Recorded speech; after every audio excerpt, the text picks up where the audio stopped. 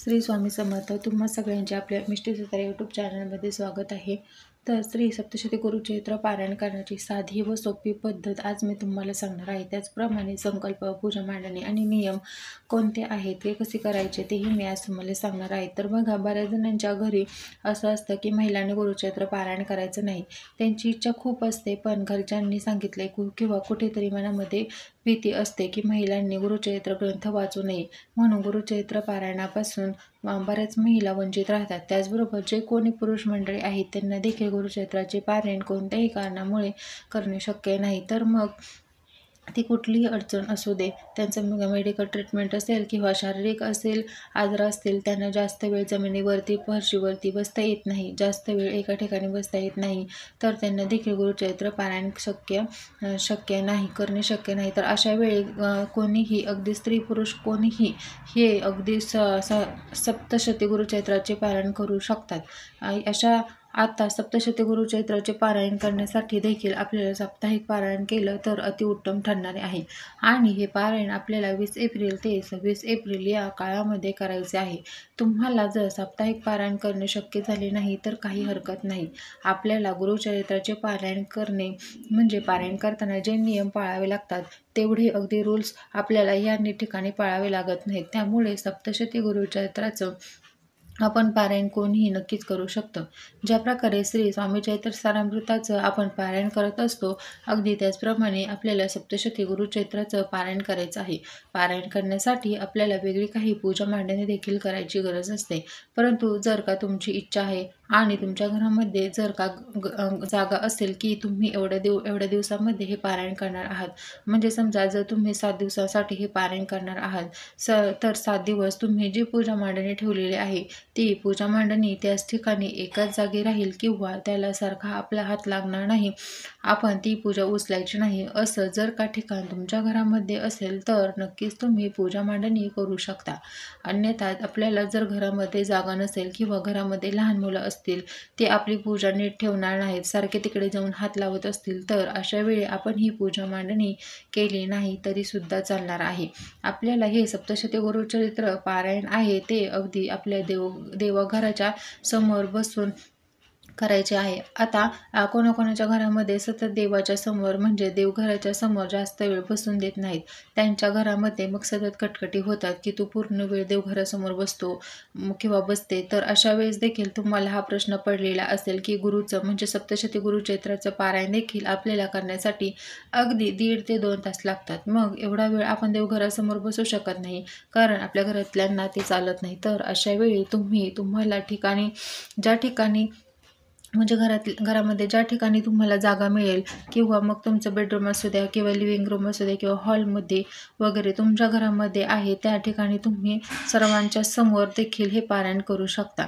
पारायण करताना फक्त आपल्याला सोफा किंवा बेड म्हणजे गादीवरती बसायचे नाही आहे, एखादं स्वच्छ आसन घ्यायचं आहे, त्या आसनावरती बसून आपल्याला हे पारायण करायचे आहे.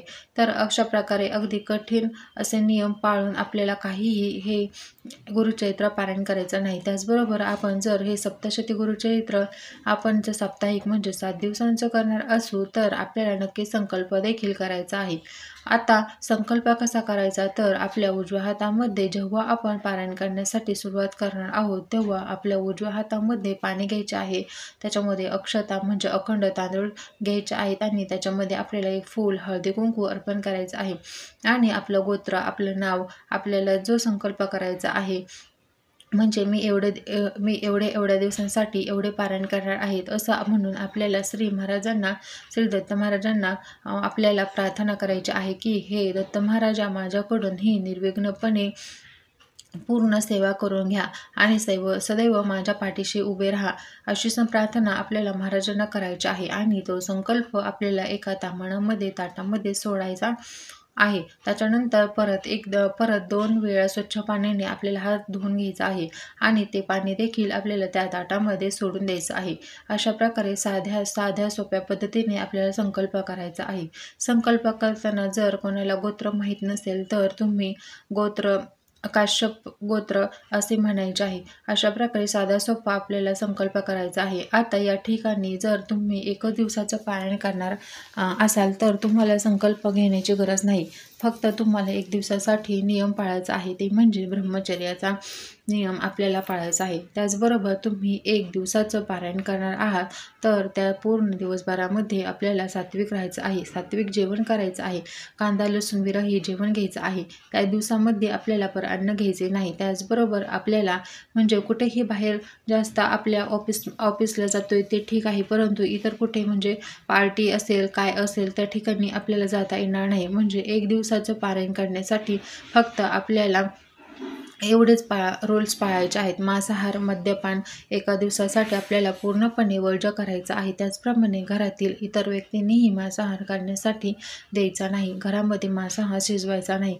अशा प्रकारे आपल्याला 1 दिवसाचं पारायण करण्यासाठी हे नियम फॉलो करायचे आहेत.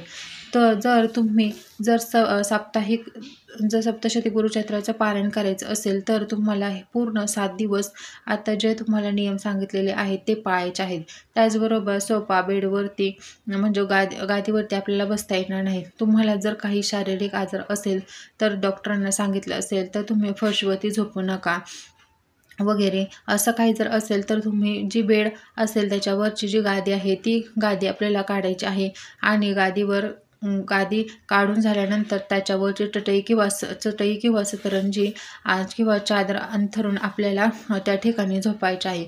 असे फक्त आपल्याला एवढंच पाळायचे आहे. फक्त मांसाहार, ब्रह्मचर्य आणि कांदा लसूण अजिबात घ्यायचे नाही. एवढे रूल आपल्याला पाळायचे आहेत. आणि सप्तशती गुरुचरित्राचे पारायण करायचं आहे. पारायण करण्यासाठी आपल्याला अगदी 1.5 ते 2 तास लागतो.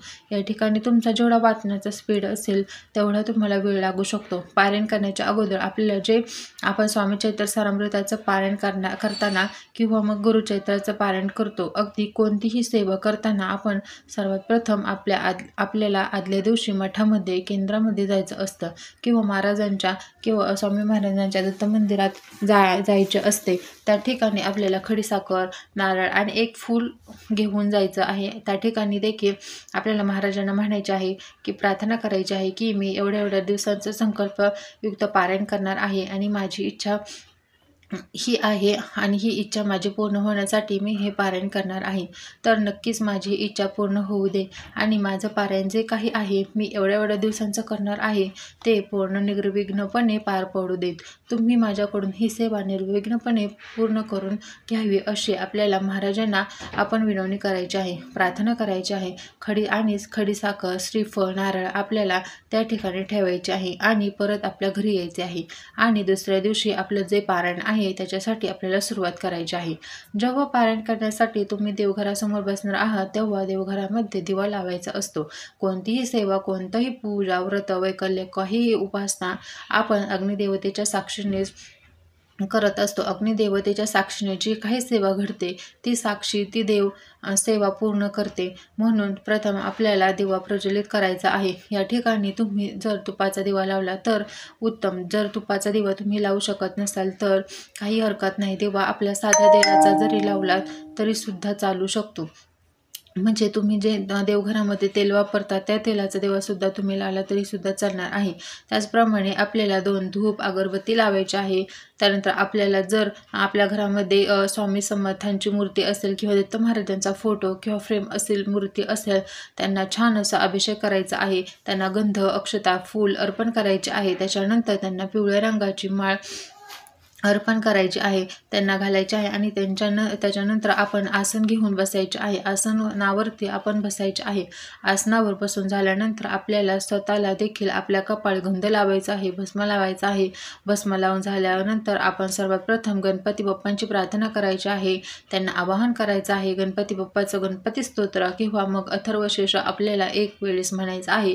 त्याच्यानंतर आपल्याला स्वामींना त्रिवार मुजरा करायचा आहे. त्याच्यानंतर श्री स्वामी समर्थ या मंत्राची आपल्याला एक जपमाळ करायची आहे. त्याच्यानंतर आपल्याला ओम म्हणजे आपलं गायत्री मंत्र आहे, तो गायत्री मंत्र आपल्याला एक माळ जपायचा आहे. अशा प्रकारे सुरुवातीला ही सेवा करून झाल्यानंतर आपलं जे सप्तशतीचं आहे पारायण, सप्तशती गुरुचरित्राचं जे ग्रंथ आहे ते वाचण्यासाठी सुरुवात करायची आहे. आता या ग्रंथामध्ये एकूण 53 अध्याय आहेत. हे पूर्ण 53 अध्याय आपल्याला एका बैठकीमध्ये एक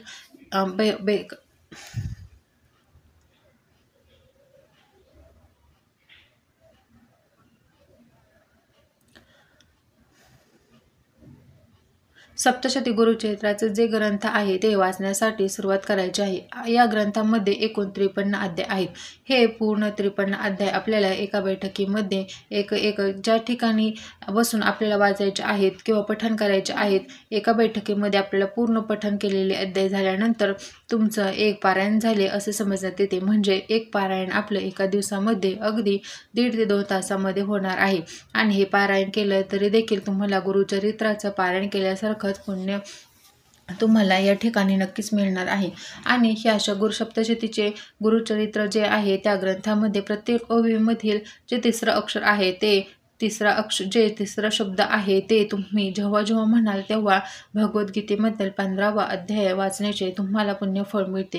एवढा पवित्र सप्तशती ग्रंथ गुरुचरित्राचा ग्रंथ आहे। म्हणून हा ग्रंथ अगदी एका बैठकीमध्ये आपल्याला पूर्ण वाचायचा आहे। त्याच्यानंतर आपल्याला गणपती बाप्पांची आरती करायची आहे, त्याच्यानंतर भगवान दत्तांची आरती करायची आहे, स्वामींची आरती करायची आहे, आपले कुलदैव कोण आहे त्याची आपल्याला आरती करायची आहे। नंतर काहीतरी गोडाचा किंवा मग दूध खडीसाखरेचा नैवेद्य दाखवायचा आहे। एखादा फळ कुठला असेल तर त्याचा नैवेद्य आपण त्या ठिकाणी त्यांना त्या ग्रंथाला दाखवायचा आहे आणि त्या जागेवरून आपण नंतर उठायचे आहे। त्याच्या अगोदर आपल्याला ह्या जागेवरून उठता येणार नाही। म्हणजे आपण कोणतीही सेवा करतोय तर ती सेवा करण्यासाठी पारायण करण्यासाठी आपल्याला खंड न पडता अखंड आपल्याला एका ठिकाणी बसून हे पारायण पूर्ण करायचे आहे। पारायण करते वेळी आपण कोणाशी बोलायचं नाही, कोणाच्या प्रश्नांची उत्तर द्यायची नाही, आपल्या मनामध्ये कुठलाही विचार आणायचा नाही, कुठलाही प्रश्न आणायचा नाही। फक्त पारायण करताना आपल्या पुढे जे सप्तशती गुरुचरित्राचे ग्रंथ आहे त्याच्याकडे एक लक्षित केंद्र करायचं आहे। समोर आपल्या महाराजांना पाहायचं आहे, त्यांना बघायचं आहे, आपल्या आठवणीमध्ये आणायचं आहे, स्मरणायचं आहे आणि नंतर फक्त म्हणजे आपलं लक्ष कुठेही दुसरीकडे जाता कामा नये। आपण एवढ्या एकाग्रतेने हा पारायण करायचा आहे ना, एवढ्या पूर्ण श्रद्धेने तुम्ही हे जर पारायण केलं तर तुमची जी काही इच्छा आहे ना ती महाराज नक्कीच पूर्ण करणार आहेत। तुम्ही जर पारायण करते वेळेस इतर कोणाशी बोलला, तुमचं मन विचलित झालं तर त्या पारायणाला काहीच अर्थ राहत नाही। म्हणून आपण जे काही सेवा करतोय ना ती अगदी भक्तिभावाने, श्रद्धेने, विश्वासाने मग एकाग्रतेने करून बघा, तुमची इच्छा जी काही आहे ना ती नक्कीच पूर्ण होईल आणि तुम्हाला काही सांगण्याची गरज देखील राहणार नाही। महाराज स्वतः ते पाहतात, स्वतः बघतात आणि आपल्याला जे काही योग्य आहे ना ते आपल्याला देतच असतात। त्याचप्रमाणे ज्याप्रमाणे गुरुचरित्र पारायण केल्याने आपल्या घरामध्ये भूत, पेट, बाधा, पिशाच, काहीही बाहेरचे वाईट बाधा कुठल्याही प्रकारे काहीही आपल्या घरामध्ये येत नाही। त्याचप्रकारे हे सप्तशतीचं गुरुचरित्राचं पारायण केलं तरी देखील आपल्या घरामध्ये काहीही नकारात्मक ऊर्जा वावर करत नाही। आपल्या घरामध्ये सदैव सकारात्मक ऊर्जा निर्माण होते। आपल्या घरातील वातावरण सदैव आनंदी, सकारात्मक राहतं। तर अशा प्रकारे आपल्याला गुरुचरित्र म्हणजे सप्तशती गुरुचरित्राचं पारायण करायचं आहे। हे पारायण तुम्ही 1 दिवस करू शकता, 3 दिवस करू शकता, 7 दिवस करू शकता। तर पारायण तुम्हाला किती करायचे आहे तर 7 दिवस पारायण करा, 1 पारायण करा, 51 करा, 21 करा, 11 करा, 121 तुम्हाला जेवढे काही शक्य असतील तेवढी तुमची इच्छा असेल ना तेवढी तुम्ही पारायण करू शकता। आणि या पारायणाच्या काळामध्ये फक्त आपल्याला ब्रह्मचर्याचं नक्की पालन करायचं आहे। त्याचबरोबर कांदा, लसूण विरहित जेवण आपल्याला घ्यायचं आहे। आपल्या इतर कुटुंबातील म्हणजेच घरातील इतर व्यक्तींना कांदा लसूण जेवण घेतलं तरी चालेल। ते फक्त आपण जे सप्तशती गुरुचरित्र पारायण जी व्यक्ती करणार आहे ना तिने हे सर्व नियम आपल्याला पाळायचे आहेत। अगदी नियम पाळून आपल्याला हे पारायण नक्कीच त्याचं करायचं आहे। बघा, तुम्हाला महाराजांची नक्कीच प्रचिती येईल, त्यांचे दर्शन देखील तुम्हाला साक्षात होईल। फक्त या ठिकाणी तुमचा जो भाव आहे, तुमची जी निष्ठा आहे, जी तुमची श्रद्धा आहे ना तो तसाच पूर्णपणे ठेवा। म्हणजे कोणतीही आपल्याला ही पूजा सांगितले आहे की पूजा मांडणी अशी करा, पूजा मांडणी तशी करायची असते, असं काही कोणाचं ऐकायचं नाही। फक्त आपल्या मनामध्ये जसं काही येत आहे ना फक्त आपण आपल्या भगवंताची, आपल्या महाराजांची सेवा पूर्णपणे मनाने करायची, विश्वासाने, श्रद्धेने करायची। बघा, स्वतः स्वामी महाराज तुम्हाला प्रचिती देतात, नक्कीच गुरुचरित्र प्रचिती देत असतात। हा गुरुचरित्र म्हणजे सप्तशती गुरुचरित्राचं पारायण तुम्ही नक्की करा। ह्या स्वामी पुण्यतिथीपर्यंतच्या काळामध्ये तुमची जी काही इच्छा आहे ना ती नक्कीच पूर्ण होईल। जर तुम्हाला व्हिडिओ आवडला असल्यास व्हिडिओला लाईक, शेअर आणि सबस्क्राईब करायला विसरू नका। धन्यवाद।